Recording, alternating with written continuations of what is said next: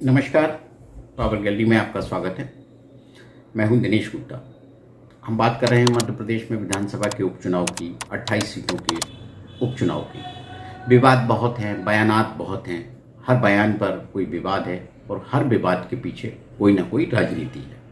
इमरती देवी के बयान की राजनीति हमने देखी कि राहुल गांधी कमलनाथ के का जो बयान है उसको लेकर अपनी असहमति जाहिर कर रहे हैं और उससे इत्तेफाक नहीं रख रहे हैं।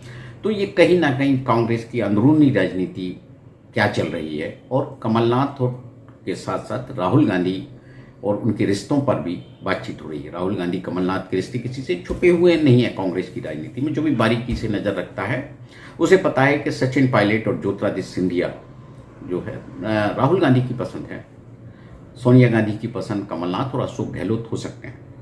बहरहाल जो मध्य प्रदेश में उपचुनाव है वो मुरैना से लेकर मंदसौर तक है और हम भिंड से लेकर सांवेर तक सब जगह कुछ ना कुछ सियासी समीकरण रोज बदल रहे हैं, रोज घट रहे हैं। भिंड जिले में 2 विधानसभा सीटों पर उपचुनाव होना है। जिले में कुल 5 विधानसभा की सीटें हैं: भिंड, अटेर, गोहद, मेहगांव और लाहार।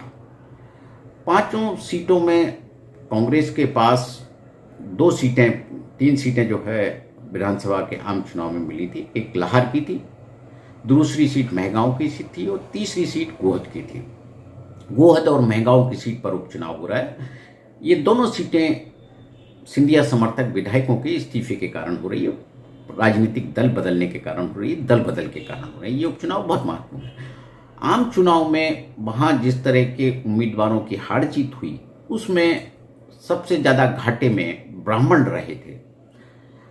संजीव कुशवाहा बहुजन समाजवादी पार्टी से भिंड से चुनाव जीते थे, लाहौर से डॉक्टर गोविंद सिंह चुनाव जीते, अटेर से डॉक्टर अरविंद भदौरिया चुनाव जीते, मेहगांव से ओपीएस भदौरिया और गोहद से रणबीर जाटव। गोहद की सीट अनुसूचित जाति के लिए आरक्षित है और इस सामान्य वर्ग के लिए इस सीट पर कोई स्कोप है नहीं। तो इस सीट को का जो समीकरण है वो एक अलग तरह की सियासत का समीकरण है। उसमें जो पूरे जिले के जो अनुसूचित जाति वर्ग के वोट हैं वो अपना एक कंसोलिडेटेड होकर एक जगह जो है वोट डालने की कोशिश करते हैं, एक राजनीतिक दल के साथ जाने की कोशिश करते हैं।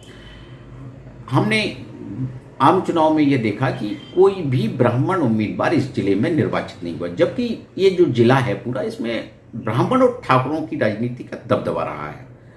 जो ठाकुर भी हैं यहाँ 2 तरह के ठाकुर, एक कुशवाहा है और दूसरा जो ठाकुर है वो तोमर ठाकुर भी हैं वहाँ, जो जिनके बारे में कहा जाता है कि राजस्थान से आए थे और ग्वालियर और तोमरों का संबंध बहुत पुराना रिश्ता है ग्वालियर से उनका।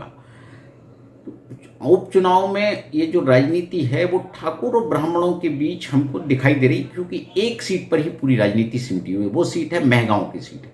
इस सीट पर जो उम्मीदवार हैं वो हैं भारतीय जनता पार्टी की ओर से ओपीएस भदौरिया, शिवराज सिंह चौहान के मंत्रिमंडल में राज्य मंत्री भी हैं और ज्योतिरादित्य सिंधिया के सबसे विश्वस्त आदमी है और उनका मुकाबला भी ज्योतिरादित्य सिंधिया के ही करीबी माने जाने वाले हेमंत कटारे से हो रहा है, जो कांग्रेस के उम्मीदवार हैं। हेमंत कटारे पहले विधायक रह चुके हैं और अटेर से विधायक थे, जहां डॉक्टर अरविंद भदौरिया ने उन्हें पिछले आम चुनाव में हराया था।